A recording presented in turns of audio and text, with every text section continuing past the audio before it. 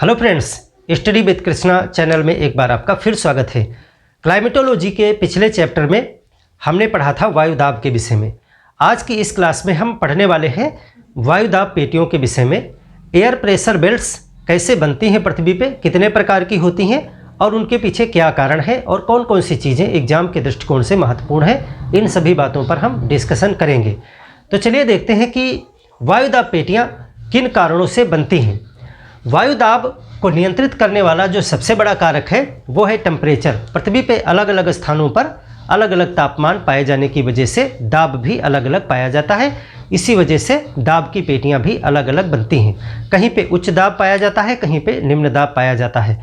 अगर उच्च दाब और निम्न दाब के आधार पर बात करें तो उच्च दाब और निम्न दाब की कुल 4 प्रकार की पेटियां पृथ्वी पर पाई जाती हैं, जो उच्च दाब और निम्न दाब अल्टरनेट क्रम में होते हैं। अभी हम देखेंगे पृथ्वी पे किन स्थानों पर उच्च दाब और किन स्थानों पर निम्न दाब यानी लो प्रेशर होता है। कारण 2 महत्वपूर्ण हैं। एक कारण है पृथ्वी पर तापमान की वजह से वायुदाब पेटी का निर्माण, और दूसरा कारण है पृथ्वी की घूर्णन गति की वजह से भी वायुदाब की पेटी बनती है। इन 2 कारणों से जो पेटियां बनती हैं, सबसे पहले उनका हम वर्गीकरण देख लेते हैं। तो अगर हम देखें कि वायुदाब पेटियां कैसे बनती हैं, तो वायुदाब पेटियां अगर हम बात करें कि उत्पत्ति का कारण क्या है, कैसे बन जाती हैं, तो उत्पत्ति के कारण के आधार पे वायुदाब पेटियां 2 प्रकार की होती हैं। एक तो कही जाती है तापजन्य। तापजन्य का मतलब होता है कि थर्मल कारण से जो वायु प्रेशर बेल्ट उत्पन्न होती है उसको तापजन्य कहा जाता है। और दूसरा कहते हैं गतिजन्य। इसको तापीय कहते हैं, इसको गतिकीय कहते हैं। यानी गति की वजह से, पृथ्वी की घूर्णन गति की वजह से भी जो दाब पेटी उत्पन्न होती है उसको गतिजन्य या डायनेमिक भी बोलते हैं। डायनेमिक। अब 2-2 पेटियां दोनों वर्गीकरण में आती हैं। कुल 4 प्रकार की वायुदाब पेटियां पृथ्वी पर पाई जाती हैं। अभी हम उसको डायग्राम में समझेंगे। पहले उनका हम अलग अलग नाम वर्गीकरण देख लें। तापजन्य कौन सी हैं? तापजन्य में 2 होती हैं। पहली जो बेल्ट है उसको कहते हैं विषुवत रेखीय निम्न दाब पेटी, इक्वाटोरियल लो प्रेशर बेल्ट। और दूसरी जो है उसको कहते हैं, जो ताप की वजह से उत्पन्न होती है, वो कहलाती है ध्रुवीय उच्च दाब पेटी, पोलर हाई प्रेशर बेल्ट। देखिए, ताप की वजह से विषुवत रेखा पर बहुत हाई टेम्परेचर होता है, इसीलिए यहाँ पर लो प्रेशर पाया जाता है। ध्रुवों पर ठंडक की वजह से वहाँ पर टेम्परेचर बहुत लो होता है, इसीलिए वहाँ पे हाई प्रेशर पाया जाता है। क्योंकि दाब और ताप में व्युत्क्रमानुपाती संबंध होता है। अगर ताप बढ़ेगा तो दाब कम पड़ेगा वायु में, और अगर ताप घटेगा तो वायुदाब बढ़ेगा। तो इसी वजह से दोनों स्थान पर अलग अलग प्रकार का प्रेशर पाया जाता है। चूँकि ये दोनों प्रेशर वायु के टेम्परेचर के कारण उत्पन्न होते हैं, इसीलिए इनको थर्मल में रखा गया है। अब 2 प्रेशर बेल्ट ऐसी होती हैं जिनका ताप से कम लेना देना है, उनका पृथ्वी की गति से ज़्यादा संबंध है। वो पृथ्वी की गति यानी घूर्णन की वजह से, आपको पता है कि पृथ्वी अपनी एक्सिस पे पश्चिम से पूरब की तरफ घूमती है, और इस घूर्णन की वजह से वो हवा को चारों तरफ फेंकती है, और इस वजह से भी कहीं पर हवा का जो फेंकने का दर है वो ज़्यादा हो जाता है, तो वहाँ से हवा ऊपर चली जाती है। इस वजह से वहाँ पर वायुदाब कम हो जाता है, और कहीं कहीं पर ऊपर से हवा नीचे उतरती है, जिस वजह से वहाँ पर वायुदाब बढ़ जाता है। तो पृथ्वी की गति की वजह से भी 2 पेटियां उत्पन्न होती हैं। उनके नाम क्या हैं? तो गतिजन्य यानी पृथ्वी की गति की वजह से पहली पेटी है उपोष्ण सब ट्रॉपिकल, उपोष्ण उच्च दाब पेटी। जहाँ पे उच्च दाब है इसका मतलब ऊपर से हवा नीचे उतर रही है, और जहाँ कहीं भी निम्न दाब होगा वहाँ नीचे से हवा ऊपर जा रही है। इसी वजह से वहाँ नीचे हवा कम पड़ जाती है और प्रेशर लो हो जाता है। और जहाँ पर ऊपर से नीचे हवा उतरती है वहाँ पर हवा की मात्रा अधिक हो जाती है, इस वजह से दाब बढ़ जाता है। तो उपोष्ण उच्च दाब पेटी, जब भी कभी उच्च दाब आ जाए तो समझ जाइएगा हवा वहाँ पे उतर रही है। दूसरी जो पेटी है वो है उपध्रुवीय निम्न दाब पेटी। निम्न दाब पेटी, उपध्रुवीय निम्न दाब पेटी। अब ये निम्न दाब है, इसका मतलब है यहाँ पे हवा नीचे से ऊपर चली गई है और ये पृथ्वी की गति की वजह से है, इसीलिए लो प्रेशर है। सब पोलर लो प्रेशर बेल्ट, तो ये 4 प्रकार की प्रेशर बेल्ट पाई जाती हैं। अब हम एक डायग्राम बनाएंगे और उस पर इन चारों पेटियों को सबसे पहले दर्शाएंगे, फिर हम देखेंगे इनके विषय में कौन कौन से पॉइंट हमें जानने चाहिए। तो ये 4 हो गए। 4 प्रकार की प्रेशर बेल्ट्स पाई जाती हैं जो 2 कारणों से उत्पन्न होती हैं, पहला तापजन्य और दूसरा गतिजन्य। ये क्वेश्चन आपसे सीधे सीधे बन जाएंगे कि इनमें से कौन सी प्रेशर बेल्ट किस कारण से उत्पन्न हुई है। पृथ्वी का एक डायग्राम बना लेते हैं। एक ये है हमारी अर्थ, इस तरह से अर्थ को 2 बराबर भागों में बांटने वाला जो अक्षांश है उसको कहते हैं विषुवत रेखा, इक्वेटर। ये इक्वेटर है जो पृथ्वी को बीचों बीच में काटता है, यानी 2 भागों में बांटता है। जो इक्वेटर होता है, इक्वेटर पे सूर्य की किरणें साल भर लंबवत पड़ती हैं और इसी वजह से यहाँ पर खूब तापमान पाया जाता है। जब यहाँ पर खूब सारा तापमान पाया जाएगा तो यहाँ की हवा गर्म होकर के ऊपर चली जाएगी। जब हवा यहाँ की गर्म होकर के ऊपर चली जाएगी तो यहाँ पर कैसा प्रेशर हो जाएगा, यहाँ पर लो प्रेशर हो जाएगा, यहाँ पर लो प्रेशर हो जाएगा विषुवत रेखा पर। तो इस लो प्रेशर को कहते हैं, चूंकि ये विषुवत रेखा पर पाया जाता है इसीलिए इसको कहते हैं विषुवत रेखीय निम्न दाब पेटी। इसको क्या कहा जाता है, विषुवत रेखीय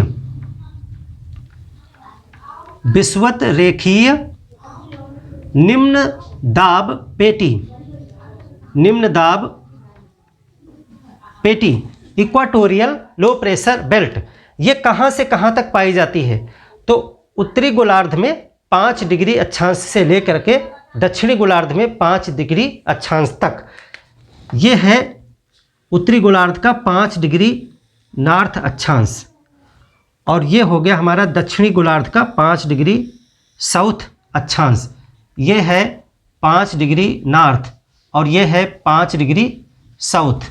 तो विषुवत रेखीय निम्न दाब पेटी की लोकेशन क्या है, 5 डिग्री उत्तरी अक्षांश से लेकर के 5 डिग्री दक्षिणी अक्षांश के बीच में हवाएं गर्म होकर के ऊपर चली जाती हैं, जिससे वहां पर लो प्रेशर का निर्माण हो जाता है। तो पहली ये बेल्ट हो गई, बहुत सिंपल है। अगर आपको लिखना हो हेडिंग डाल के सिर्फ इतना लिखेंगे, विषुवत रेखीय निम्न दाब पेटी।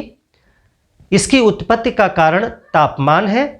विषुवत रेखा पर वर्ष भर सूर्य की किरणें लंबवत पड़ती हैं, इस वजह से यहाँ की हवा गर्म होकर के ऊपर उठती है और इस वजह से यहाँ पर निम्न दाब उत्पन्न हो जाता है। ये निम्न दाब 5 डिग्री नॉर्थ से लेकर के 5 डिग्री साउथ के मध्य में पाया जाता है और इस बेल्ट को विषुवत रेखीय निम्न दाब पेटी कहा जाता है। बस इतना ही आपको जानना है। इसके बाद में अगर कहीं से हवाएं उठेंगी तो पृथ्वी की गति की वजह से, पृथ्वी घूम रही है, इस वजह से वो हवाएं एक सीमा तक ही ऊपर जा सकती हैं। मान लेते हैं कि ये हवाएं यहाँ से इस तरह से उठीं, इस तरह से हवाएं उठीं ऊपर की तरफ।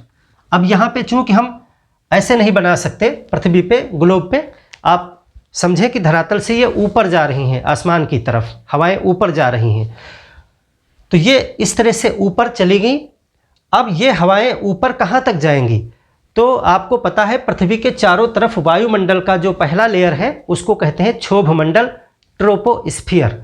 ट्रोपोस्फियर की सबसे ऊपरी जो लिमिट होती है उसको कहते हैं ट्रोपोपाज या क्षोभ सीमा। उसी सीमा तक ये हवाएं जाती हैं ऊपर की तरफ और इसके बाद ये हवाएं दोनों गोलार्धों की तरफ मुड़ जाएंगी पृथ्वी की गति की वजह से। ये हवाएं, एक इसका भाग जो है वो इधर मुड़ जाएगा और दूसरा इसका भाग, एक धारा इधर मुड़ जाएगी और मुड़ने के बाद में ये कहीं ना कहीं उतरेंगी जा करके। तो इनको उतरने का स्थान जो मिलता है पृथ्वी की गति की वजह से, सबसे सुटेबल स्थान जो होता है वो 30 डिग्री से 35 डिग्री अक्षांश के मध्य में ये हवाएं जाकर के उतरने लगती हैं, उत्तरी गोलार्ध में और दक्षिणी गोलार्ध में, दोनों जगह पर। तो कहाँ पे इसकी जो लाइन है वो है 30 डिग्री से 35, ये 30 डिग्री हो गया, ये 35 डिग्री हो गया, दोनों लाइनें आप बना दीजिए। ये दूसरी बेल्ट हो गई आपकी, ये हो गई आपकी दूसरी बेल्ट। ये कितना है? यह है 30 डिग्री नॉर्थ और यह है 35 डिग्री नॉर्थ। तो 30 डिग्री नॉर्थ से 35 डिग्री नॉर्थ के बीच में एक वायु दाब पेटी बन जाती है। और ये किस वजह से बनी? इसका बनने का कारण है विषुवत रेखा से जो हवाएं गर्म होकर के ऊपर उठी वो क्षोभ सीमा तक जाने के बाद में उत्तरी और दक्षिणी गोलार्ध की तरफ मुड़ गई और वो जाकर के 30 डिग्री नॉर्थ से 30 डिग्री साउथ के मध्य में उतरी और दक्षिणी गोलार्ध में भी 30 से 35 के बीच में उतरेंगी। जब हवाएं वहां पर उतरेंगी तो वहां पर हवा की अधिकता हो जाएगी, जिस वजह से वहां पर हाई प्रेशर का निर्माण हो जाएगा, उच्च दाब। तो यहां पर क्या बनेगा? यहां पर बनेगा हाई प्रेशर, उच्च दाब। इसको लिख देते हैं ब्लू से। यहां पे बनेगा हाई प्रेशर। और इसी तरीके से दक्षिणी गोलार्ध में भी 30 डिग्री से लेकर के 35 डिग्री के मध्य में हाई प्रेशर बनेगा। 30 डिग्री साउथ से लेकर के 30 डिग्री 35 डिग्री साउथ के मध्य हाई प्रेशर का निर्माण हो जाएगा। यहां भी क्या बनेगा? High pressure. इस तरह से ये हवाएं इस तरह आ करके और यहां उतर जाएंगी आकर के। तो यहां हाई प्रेशर हो गया। अब जब आपको इन दो बेल्ट के विषय में लिखना होगा तो सबसे पहले इसका नाम है उपोष्ण। उपोष्ण उच्च दाब पेटी, और ये भी उपोष्ण उच्च दाब पेटी, ये दूसरा प्रकार हो गया। अब इसके विषय में आप कैसे लिखोगे? हेडिंग डालेंगे उपोष्ण उच्च दाब पेटी सब ट्रॉपिकल हाई प्रेशर बेल्ट। सब ट्रॉपिकल हाई प्रेशर बेल्ट दोनों गोलार्धों में पाई जाती है और इनकी स्थिति है उत्तरी गोलार्ध में 30 डिग्री नॉर्थ से 35 डिग्री नॉर्थ के बीच में, दक्षिणी गोलार्ध में 30 डिग्री साउथ से 30 डिग्री 35 डिग्री साउथ के मध्य में इनकी स्थिति पाई जाती है। इनके बनने का कारण क्या है? यहाँ पर उच्च दाब क्यों पाया जाता है? विषुवत रेखा से जो हवाएं गर्म होकर के उठती हैं वो क्षोभ सीमा तक जाने के बाद में इन्हीं अक्षांशों के मध्य में आकर के उतरती हैं और इसी वजह से यहाँ पर हाई प्रेशर का निर्माण होता है। इनके निर्माण के पीछे यानी इन हवाओं के उतरने के पीछे जो महत्वपूर्ण कारक है वो है पृथ्वी की गति। हालांकि इन स्थानों पर भी तापमान ज़्यादा ही होता है। ये कर्क और मकर रेखा के क्षेत्र हैं। 23.5 इसी के बीच में पड़ेगा, यहीं आसपास पड़ेगा 23.5 इसी के आसपास, 30 के थोड़ा पहले। तो ये भी एक प्रकार से अच्छा खासा तापमान रखने वाले क्षेत्र हैं, लेकिन यहाँ पर तापमान वाला फैक्टर काम नहीं कर पाता है, यानी हवाएं उतनी तेज़ी से ऊपर नहीं जा पाती हैं जितनी तेज़ी से यहाँ पर हवाएं उतरती हैं। इस वजह से यहाँ हाई प्रेशर हो जाता है।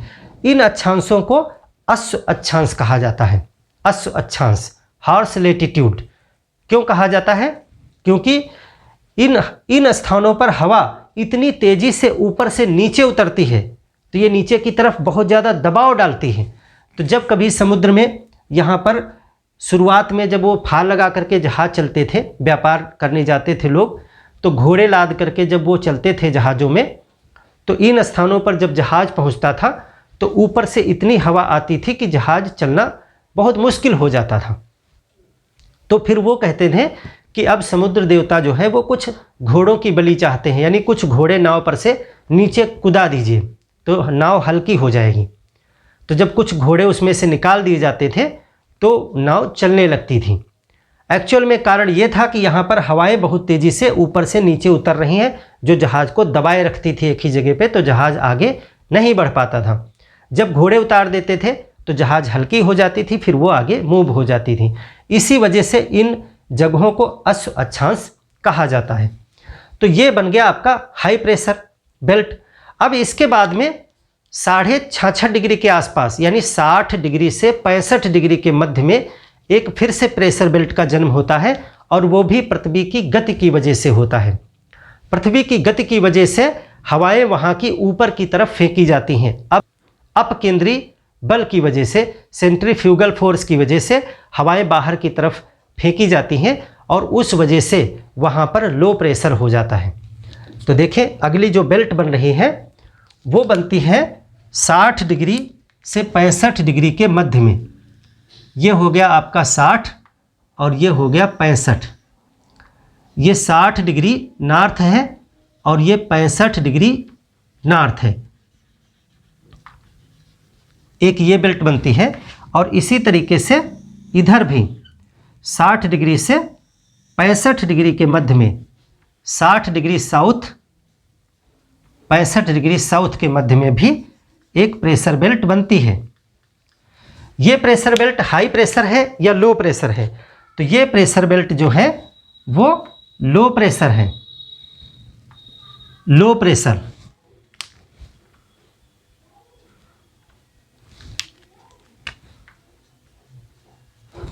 लो प्रेशर क्यों बना? क्योंकि यहाँ के हवाएं ऊपर की तरफ उठ गई हैं। क्यों उठ गई हैं? पृथ्वी की गति की वजह से। इनको नाम दिया जाता है उपध्रुवीय। इनको कहते हैं उपध्रुवीय। ध्रुव के पास में है तो उपध्रुवीय हो गई। सब पोलर, उपध्रुवीय निम्न दाब पेटी, निम्न दाब पेटी। इधर भी वही बनेगी, उपध्रुवीय निम्न दाब पेटी। इसको कैसे लिखेंगे? हेडिंग डालेंगे, इसमें लिखेंगे उपध्रुवीय निम्न दाब पेटी, सब पोलर लो प्रेशर बेल्ट। सब पोलर लो प्रेशर बेल्ट की सबसे पहले लोकेशन लिखेंगे, कहाँ पाई जाती है। तो उत्तरी गोलार्ध और दक्षिणी गोलार्ध दोनों जगह पे ये बेल्ट पाई जाती है। उत्तरी गोलार्ध में 60 डिग्री उत्तरी से लेकर के 65 डिग्री उत्तरी अक्षांश के मध्य में, और दक्षिणी गोलार्ध में 60 डिग्री साउथ से 65 डिग्री साउथ अक्षांश के मध्य में ये प्रेशर बेल्ट पाई जाती है। यहाँ पर निम्न वायुदाब पाया जाता है। क्यों निम्न वायुदाब पाया जाता है? पृथ्वी की घूर्णन गति की वजह से यहाँ की हवा पर एक अपकेंद्री बल लगता है, यानी बाहर की तरफ फेंकी जाती है हवा।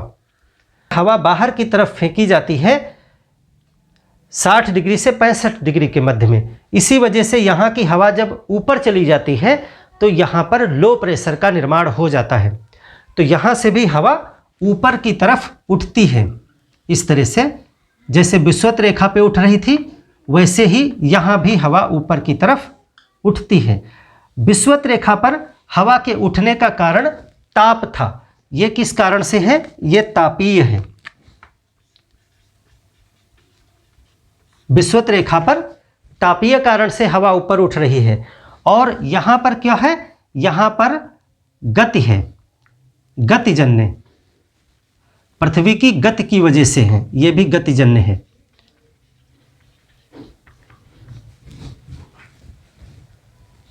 तो गति की वजह से यहाँ की हवा ऊपर की तरफ फेंकी जाती है।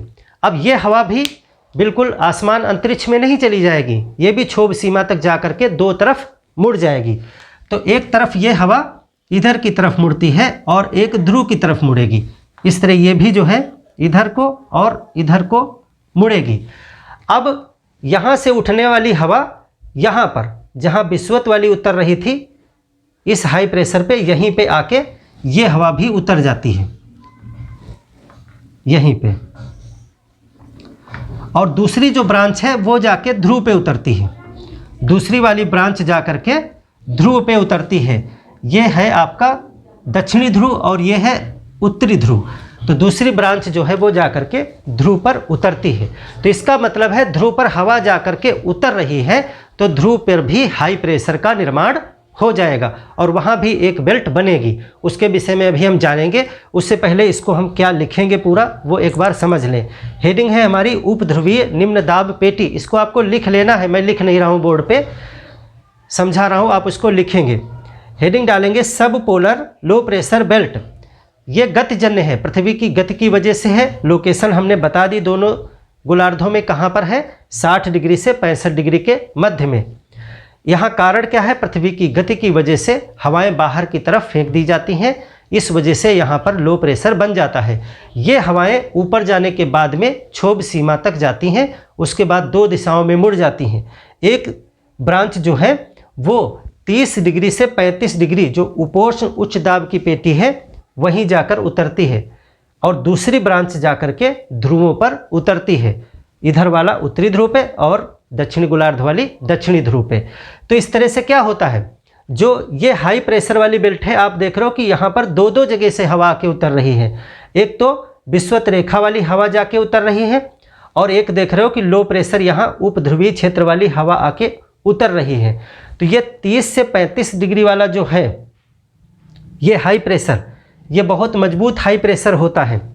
यहाँ पे बहुत ज़्यादा उच्च दाब उत्पन्न हो जाता है, और यहाँ पर 2 प्रकार की हवाओं की टकराहट भी होती है, ठंडी और गर्म। देखिए उसको हम बाद में देखेंगे आगे कि किस प्रकार से फ्रंट वगैरह बनते हैं। तो ये हो गए आपके किस प्रकार से बनते हैं। अब जो चौथा प्रकार है वो भी आप नोट करें। चौथा है ध्रुवीय उच्च दाब, वो यहाँ पे बन रहा है आपका, ये बन रहा है ध्रुवीय उच्च दाब पेटी, पोलर हाई प्रेशर बेल्ट।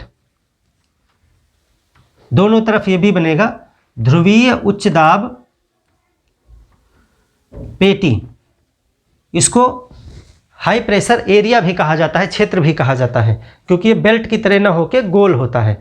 तो ध्रुवीय उच्च दाब पेटी ये 90 डिग्री जो होता है अक्षांश, वहाँ पे जाके बनता है 80 से 90 डिग्री के बीच में। इसका कारण क्या है, ध्रुव बहुत ठंडे होते हैं, तो ये भी तापीय कारण है। देखिए ये भी कारण है तापीय,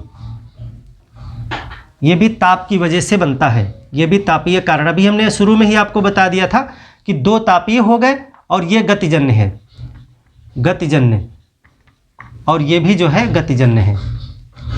जो पृथ्वी की गति की वजह से बने हैं उनको गतिजन्य कहते हैं, और जो ताप के कारण बने वो तापजन्य है।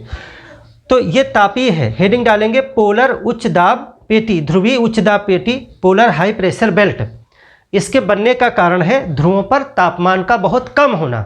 जहाँ पर तापमान बहुत कम होगा वहाँ की हवा ठंडी होती है, और यहाँ पर हवा आकर के उतरती है, इस वजह से यहाँ पर हाई प्रेशर का निर्माण हो जाता है। ये उतरने वाली हवा कहाँ से आती है, ये 60 डिग्री साउथ से 60 डिग्री साउथ के 65 डिग्री साउथ के बीच में जो लो प्रेशर है यहाँ से हवा उठती है, और इसकी एक शाखा ध्रुव पर आकर उतरती है। इसी वजह ध्रुवों पर हाई प्रेशर का निर्माण हो जाता है। तो इस तरह से आप देख रहे हो कि पृथ्वी पर हाई प्रेशर और लो प्रेशर की 4 प्रकार की बेल्ट पाई जाती हैं। पहला प्रकार है विषुवत रेखी लो प्रेशर, फिर है उपोष्ण हाई प्रेशर, उसके बाद उपध्रुवीय लो प्रेशर, उसके बाद ध्रुवीय हाई प्रेशर। और इसका क्रम आप देखिए अल्टरनेट है, low pressure high pressure, low pressure high pressure. इधर भी देखिए वही है, low pressure high pressure, low pressure high pressure. अब आपको हमने बताया था कि जो पवन होती हैं वो हमेशा उच्च दाब से निम्न दाब की तरफ बहने लगती हैं। तो यही कारण बन जाता है पवनों के प्रवाह का। जब हम पवनों का चैप्टर पढ़ेंगे तो हम देखेंगे किस प्रकार से यहाँ पवनें बहने लगती हैं। लेकिन उसके पहले हम इस चीज़ को थोड़ा और समझेंगे। अभी इसमें 3 सेल बन रहे हैं, उनके क्या नाम हैं। तो देखिए विषुवत रेखा से जो हवाएं उठती हैं वो 2 क्षेत्रों में जा करके उतरती हैं जा करके। तो इस प्रकार से एक साइकिल का निर्माण हो जाता है, एक चक्र का निर्माण हो जाता है। आप देखिए यहाँ से हवा उठी और ये हवा जा करके यहाँ उतरी हाई प्रेशर पे। तो क्या यहाँ पर ये धरती के अंदर नहीं हवा चली जाएगी, ये हाई प्रेशर पे जो भी हवा ज़्यादा आती है वो भी तो पृथ्वी पर भी दोनों तरफ छिटक जाएगी, भागेगी, यानी पृथ्वी पर हवाएं चलने लगेंगी। ये सिचुएशन पृथ्वी के ऊपर है, ऊंचाई पर है, और यहाँ पृथ्वी के धरातल पर भी हवाएं चलना शुरू हो जाएंगी। उच्च दाब से निम्न दाब की तरफ हवाएं चलने लगती हैं। तो देखिए ये उच्च दाब है, तो इसका मतलब है उच्च दाब से निम्न दाब की तरफ हवाएं चलेंगी। तो ये उच्च दाब है, इसके दोनों तरफ निम्न दाब है, तो दोनों तरफ इसमें हवाएं चलना शुरू हो जाएंगी। हाई प्रेशर से लो प्रेशर की तरफ इस तरह से हवाएं चलना शुरू हो जाएंगी। ये हवाएं तिरछा क्यों चल रही हैं, इसका कारण हम आपको बताएंगे। सबसे पहले आप इसी तरीके से इसी दिशा में चित्र बनाएंगे कि ये हवाएं चलने लगती हैं, और इसी हाई प्रेशर से इस लो प्रेशर की तरफ भी इसी तरह हवाएं चलना शुरू हो जाती हैं। यहाँ पर भी देखिए ये हाई प्रेशर है, तो हाई प्रेशर से लो प्रेशर की तरफ इसकी दिशा इधर बनाएंगे, हवाएं चलना शुरू हो जाएंगी। और इसी हाई प्रेशर से लो प्रेशर की तरफ यहाँ भी हवाएं चलना प्रारंभ हो जाएंगी। जहाँ कहीं भी उच्च दाब होगा यानी हवाएं उतर रही हैं, तो वो हवाएं लो प्रेशर के गैप को भरने के लिए उधर को मूव होना शुरू हो जाएंगी। तो विषुवत रेखा पर लो प्रेशर है, तो यहाँ पर दोनों तरफ के हाई प्रेशर से हवाएं आना शुरू हो जाएंगी इस गैप को भरने के लिए, और यहाँ गर्म होकर फिर ऊपर जाएंगी। तो इस तरह से क्या होगा, इस तरह से एक बार हवा ऊपर जाएगी, इधर मुड़ेगी, नीचे आएगी, और फिर इस तरह से पूरा एक सर्किल चलना शुरू हो जाएगा, पूरा एक साइकिल चलना शुरू हो जाएगा। हवा यहाँ से गर्म होगी, ऊपर उठेगी, फिर ये इधर मुड़ेगी, फिर नीचे उतरेगी, यहाँ से फिर धरातल पे आके फिर यहाँ लो प्रेशर पे आ जाएगी। इस तरह से पूरा एक चक्र चलना शुरू हो जाएगा हवा का। इसको कहते हैं कोशीय संचरण, यानी कि हवा का एक सेल बन जाएगा और उसमें हवा का एक सर्किल स्टार्ट हो जाएगा। तो 3 सर्किल आपको दिखाई पड़ रहे होंगे कि 3 चक्र चलना शुरू हो जाएंगे। इसको कहते हैं त्रिकोशी, tricellular circulation of the air. Atmosphere में त्रिकोशीय संचरण, इस पर अलग से क्वेश्चन दिया जाता है कि वायुमंडल में त्रिकोशीय संचरण क्या है, try cellular circulation of the air. तो बहुत आप कंफ्यूज हो जाते हैं कि ये क्या है। तो बिल्कुल सिंपल सा आप देखिए कैसे आपको समझ में आ जाएगा कि विषुवत रेखा से हवा उठी, ऊपर गई, फिर वो मुड़ी, उसके बाद वो जाकर के 30 से 35 के बीच में उतरी, 30 से 35 बीच में हाई प्रेशर बना, हवा धरती पे चल के फिर लो प्रेशर यानी विषुवत रेखा पे आ गई, फिर वो उठी, फिर इसी तरीके से। तो एक सर्किल ये बन गया। इस सर्किल को हेडली महोदय ने पता लगाया था, उनका नाम था हेडली, इसीलिए इसको कहते हैं हेडली कोष। इसका नाम है हेडली कोष। ये आपका हो गया हेडली कोष। तो ये भी हेडली कोष हो गया क्योंकि ये दोनों तरफ ही तो चल रहा है, हेडली कोष। अभी 3 कोशीय संचरण आपको समझ में आ जाएगा। ये हेडली कोष हो गया। अब इसके बाद में देखिए ये दूसरे वाले सेक्शन में आइए। ये लो प्रेशर जो है उपध्रुवीय निम्न दाब पेटी, यहाँ से हवा उठती है, यहाँ से हवा उठती है और ये हवा ऊपर जाती है, उसके बाद में हवा मुड़ती है और फिर यहाँ हाई प्रेशर पे आके उतरती है। कहाँ पे, उपोष्ण उच्च दाब पेटी पे। इसके बाद में हवा फिर इस तरह चल करके लो प्रेशर की तरफ जाती है, देखिए जा रही है इधर को, और फिर वहाँ से फिर ऊपर उठेगी, फिर इधर आएगी, फिर इस तरह से क्या हुआ, एक सर्किल फिर स्टार्ट हो गया, एक चक्र और चलने लगा। ये चक्र फेरल महोदय ने पता लगाया था, इसलिए इसको कहते हैं फेरल कोष या फेरल चक्र। तो ये वाला जो चक्र चालू हो गया हवा का, इसमें तीरों की दिशा जो है वो बहुत सावधानी से लगाइएगा, किधर से किधर जा रही है हवा।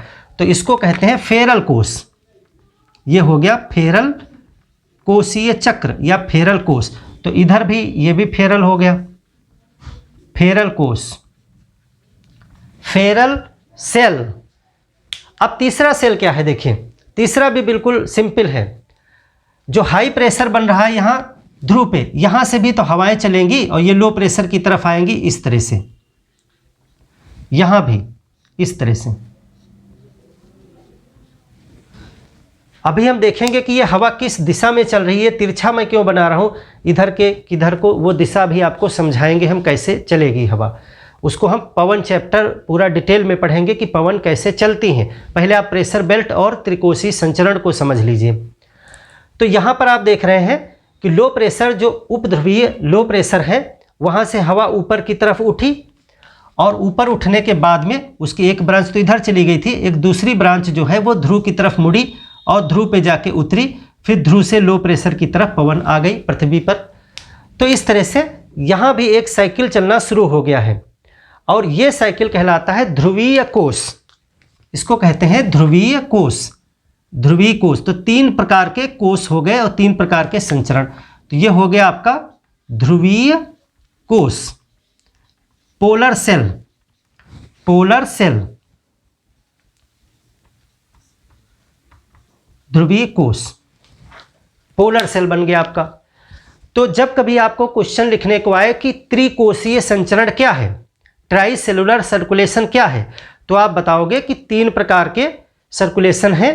एक है हेडली कोष, दूसरा है फेरल कोष, तीसरा है ध्रुवीय कोष। और फिर तीनों को आप समझाओगे। हेडली कोष हेडिंग डाल के लिखेंगे कि हेडली कोष का निर्माण जो होता है वो कैसे होता है। विषुवत रेखीय निम्न दाब से हवाएं उठती हैं और वो हवाएं ऊपर जा कर के मुड़ती हैं और फिर हाई प्रेशर पे उतरती हैं, जाके कहाँ पे, उपोष्ण उच्च दाब पेटी पे, दोनों दिशाओं में, उत्तरी ध्रुव में भी और दक्षिणी ध्रुव में भी। इस प्रकार से एक सर्कुलेशन बन जाता है और उसे हेडली कोष कहा जाता है। तो ये इस तरह से लिख लेंगे। फेरल कोष को हमने समझाया और ध्रुवीय कोष। जहाँ इसमें सिर्फ आपको ये समझाना है कि हवा कहाँ से उठ रही है और कहाँ उतर रही है और फिर वो हवा पृथ्वी पर भी चल करके फिर से गैप को भर रही है। अब ये हवाएं जो चल रही हैं, इसमें जो है आप देखें तो इसमें 3 प्रकार की हवाएं हो गई हैं, 3 प्रकार की हवाएं हो गई हैं। उन तीनों के नाम हैं। पहली हवा जो यहाँ पर आ रही है लो प्रेशर पे, जो लो प्रेशर पे हवा आ रही है, इसको कहते हैं ट्रेड विंड, यानी कि उपोष्ण उच्च दाब पेटी वाले हाई प्रेशर से विषुवत रेखीय निम्न दाब पेटी की तरफ जो हवाएं चलती हैं, इनको कहा जाता है व्यापारिक पवनें, ट्रेड विंड्स। क्योंकि ये हवाएं प्राचीन समय में जब हवा के सहारे नाव चला करते थे तो व्यापारिक जहाज जो है इन्हीं हवाओं के सहारे चलते थे, इसलिए इनको व्यापारिक पवनें कहा जाता है, ट्रेड विंड्स। तो ट्रेड विंड्स दोनों गोलार्धों में चलती हैं, यहाँ दक्षिणी गोलार्ध के उपोष्ण उच्च दाब पेटी से भी और यहाँ उत्तरी गोलार्ध के उपोष्ण उच्च दाब पेटी से भी हवाएं चलती हैं। इनकी दिशा क्या है, ये चलती हैं विषुवत रेखा की तरफ। इनको कहा जाता है व्यापारिक पवनें। तो ये हमारी हो गई व्यापारिक पवनें, व्यापारिक पवनें। इस पे हम डिटेल चैप्टर लाएंगे, तब आपको हम बताएंगे कि व्यापारिक पवनें क्या होती हैं और ये इस तरफ क्यों मुड़ी है, ये इस तरफ क्यों मुड़ी है। इस पर पूरा डिटेल क्लास होगा। अभी उसको हम मिक्सअप नहीं करेंगे, सिर्फ आप नाम जान लें कि इस बेल्ट और इस बेल्ट के बीच में जो हवाएं चल रही हैं, पवनें चल रही हैं, उनको व्यापारिक पवनें कहा जाता है। तो इधर भी व्यापारिक पवनें बनेंगी। इसको अंग्रेजी में मैं लिख देता हूँ, ट्रेड विंड्स। ये ट्रेड विंड्स हो गई। तो एक प्रकार की ये पवन हो गई। दूसरी पवन है जो उपोष्ण उच्च दाब से उपध्रुवीय निम्न दाब की तरफ जा रही हैं, इधर भी और इधर भी। अब ये पश्चिम की तरफ से जा रही हैं, ये वेस्ट है ना, इनकी दिशा पश्चिम से पूरब की तरफ है, तो इनको कहा जाता है, जो पश्चिम से हवाएं चलती हैं उनको पछुआ कहा जाता है। तो ये हो गई पछुआ पवनें, ये है पछुआ पवनें। अंग्रेजी में इनको कहते हैं वेस्टर्लीज, वेस्टर्लीज, पछुआ पवनें। तो 2 हो गई, एक तो व्यापारिक, दूसरी पछुआ। तीसरी ये, इनको कहा जाता है ध्रुवीय पवनें, इनको कहते हैं ध्रुवीय पवनें। ये ध्रुव से आती हैं इसलिए ध्रुवीय पवनें कहलाती हैं। पोलर विंड्स, ये हो गई आपकी पोलर विंड्स। तो 3 प्रकार की ये पवनें पाई जाती हैं। इनको सनातनी पवनें, स्थायी पवनें कहा जाता है। परमानेंट है, हमेशा चलती हैं। डिटेल में इनको पढ़ेंगे, बहुत इंपॉर्टेंट चैप्टर है कि पवनें चलती क्यों हैं, किस दिशा में चलती हैं, इनके अलग अलग नाम क्या हैं, फिर लोकल विंड्स बन जाती हैं। ये सब बहुत इंटरेस्टिंग टॉपिक होगा अगला, पवनें कैसे चलती हैं उस पर हम बात करेंगे। यहाँ पर आज की क्लास में हमने 2 चीज़ों पर डिस्कस किया है। पहला तो हमने वायु दाब की पेटियाँ पढ़ा, वायु दाब की पेटियां। कितनी पेटियां हमने पढ़ी? 4। 4 में 2 हैं तापजन्य और 2 हैं गतिजन्य। चारों हमने आपको समझाई कि कहाँ से कहाँ पाई जाती हैं। बहुत लिखना आसान है, इसको अपने आप लिखेंगे आप। चारों पेटियां, इसमें 3-4 चीज़ें आप लिख लीजिएगा, आपको कभी भूलेगा नहीं। एक तो ये कहाँ पाई जाती है, कितने डिग्री से कितने डिग्री के मध्य में, ये चीज़ लिखना जरूरी है।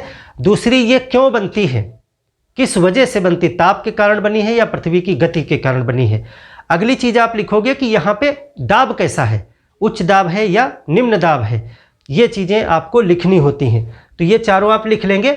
उसके बाद में हमने यहाँ पर दूसरी चीज़ जो पढ़ी है वो पढ़ा है त्रिकोशीय संचरण। त्रिकोशीय संचरण, ट्राइसेलुलर सर्कुलेशन। तो यहाँ पे हमने 3 कोष के विषय में पढ़ा, हेडली, फेरल और ध्रुवीय कोष के विषय में भी पढ़ा है। बहुत इंपॉर्टेंट टॉपिक है, इसको आप लिख लीजिएगा विधिवत। और ये चित्र, डायग्राम, एक ही चित्र आपका सब कुछ डिस्क्राइब कर देगा। यहाँ पर आपने इसको समझ लिया है। तो आशा है कि वायुदाब पेटियाँ आप लिख लेंगे। वायुदाब पेटियों के बाद में हम पढ़ेंगे पवन संचार क्यों होता है, और उसके बाद हम देखेंगे कि क्षेत्रीय पवनें, लोकल विंड्स क्या होती हैं। मिलते हैं एक और बेहतर क्लास में, तब तक के लिए धन्यवाद।